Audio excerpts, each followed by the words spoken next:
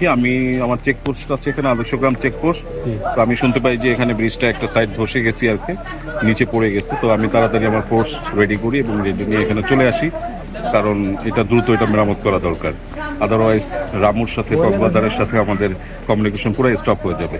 তো আপাতত আমি পানিটা যেন না পড়তে পারে এটা বন্ধ করে ডাইভার্ট করে দিচ্ছি, এবং দুই পাশে আমরা বস্তা দিয়ে এটাকে প্রোটেক্ট করার চেষ্টা করতেছি। প্রোটেকশনের জন্য যেটা এটা বেসিক্যালি রোডস অ্যান্ড হাইওয়ের কাজ। রোডস অ্যান্ড হাইওয়ে অথরিটি এখানে আসবে, এসে তারপর এটা পার্মানেন্ট ব্যবস্থা নেবে কিভাবে এটাকে পরিবর্তন করে অথবা সংস্কার করে নতুন ব্রিজ করা যায়। কারণ এটাই একমাত্র মেবি রামু অথবা কক্সবাজার, রামু এবং কক্সবাজারের সাথে কমিউনিকেশনের একমাত্র ব্রিজ বা এই রাস্তাটা। তো এটা আমরা আপাতত এটা যাতে আর না ভাঙে বা ধসে না পড়ে এই ব্যবস্থা নিচ্ছি। পরবর্তী এটার যে অথরিটি আছে মেইন রোডস অ্যান্ড হাইওয়ে, তারা এসে এটা পার্মানেন্ট ব্যবস্থা নিবে আর কি। তো আমরা দ্রুত এখন কাজ করতেছি যাতে করে আর পরবর্তী আর কোনো ধস না হয়, বা অ্যাটলিস্ট কমিউনিকেশনটা যেন ঠিক থাকে। এই কমিউনিকেশন ঠিক থাকলে অ্যাটলিস্ট মানুষ পায়ে হেঁটে যোগাযোগটা করতে পারবে, বা মানে স্বল্প ওজনের গাড়িগুলো যেতে পারবে।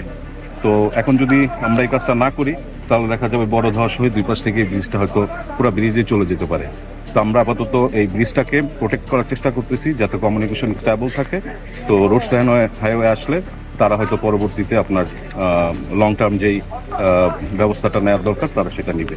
তো এটা আমরা বিজিবি সবসময় যখন এই ধরনের দুর্যোগ বা দুর্ঘটনা ঘটে, আমরা সবসময় দ্রুত সেখানে পৌঁছানোর চেষ্টা করি।